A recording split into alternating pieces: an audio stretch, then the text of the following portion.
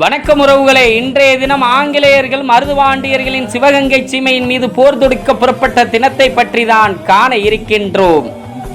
சிவகங்கை சீமையின் மாமன்னர்கள் மருதுபாண்டியர்களை நம்பி அடைக்கலம் கேட்டு வந்த கட்டபொம்மன் தம்பி ஊமதுரை நாயக்கருக்கு அடைக்கலம் கொடுத்தமைக்காக ஆங்கிலேயர்கள் மருதுபாண்டியர்களின் சிவகங்கை சீமையின் மீது போர் தொடுக்க புறப்பட்ட தினம் மே 26, 1801ஆம் ஆண்டு.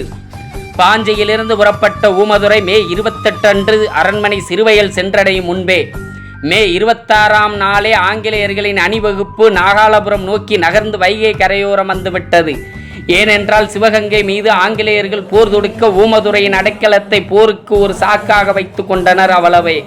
26/5/1801 அன்று ஆங்கிலேயர்களின் 3வது பட்டாளத்தின் 1வது படைப்பிரிவுக்கு தலைமை தாங்கிய மேஜர் செஃபர்ட் என்ற ஆங்கிலேய அதிகாரி 26 மைல்கள் அணிவகுத்து நாகாலபுரம் சென்று அங்கு ஒரு பிரிவை தங்க வைத்துவிட்டு கமுதிக்கு முன்னேறினார்கள் என்று கர்னல் வேல்ஸ் என்ற ஆங்கிலேய அதிகாரி அவரது நாட்குறிப்பில் குறிப்பிட்டுள்ளார்.